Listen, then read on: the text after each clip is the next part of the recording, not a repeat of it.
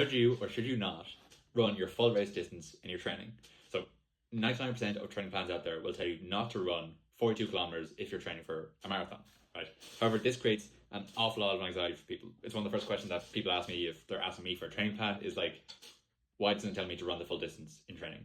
Okay, there's a number of reasons for this, but so I've used these kind of frameworks before, and for reference, when I did the 100-kilometer race probably a year or two ago now, the most I'd ever ran was 60 kilometers. Okay, so then that means that there was a 40-kilometer gap that was just completely unknown, and it's kind of funny, like it would get to that point of 60k, and then I just say to myself like, okay, we're in the unknown here, but it was fine, finished it. So that was 40k of completely unknowns, right?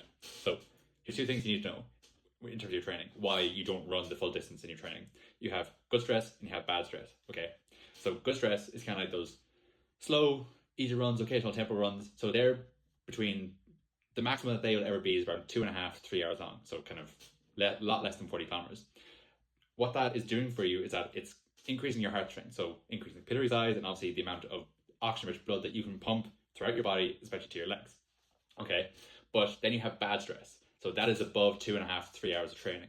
This is your kind of your crazy distances, but your aerobic ability plateaus. So the ability for your heart to pump more blood around your body kind of plateaus after that 2.5 to 3 hour mark. So what happens if you're running above that is that you kind of enter this catabolic stage, and that like no matter how much fuel that you begin to consume, that like your body's kind of technically eating itself. So you'll have an awful lot of muscle depletion.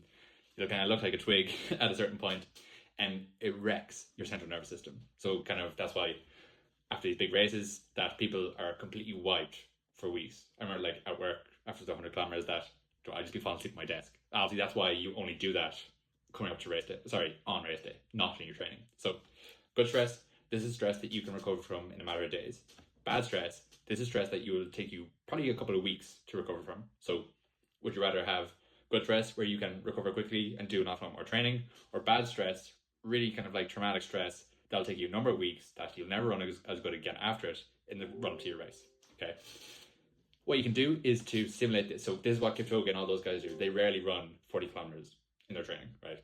What he'll do is that on a Saturday, for example, applying this to people who work a full-time job, on a Saturday he would do a really hard run. So he would do a tempo run, interval thresholds, whatever on the Saturday. So then when it comes to Sunday, his legs are completely shot. So this kind of simulates then on Sunday if you want to try a bit of your race pace. So you kind of know that this is simulating that the distance between 30k and 40k at the finish, your legs being very tired. So this simulates for you exactly knowing how you'll feel at that stage, so you can be able to push through on race day. If you found this helpful, give us a follow.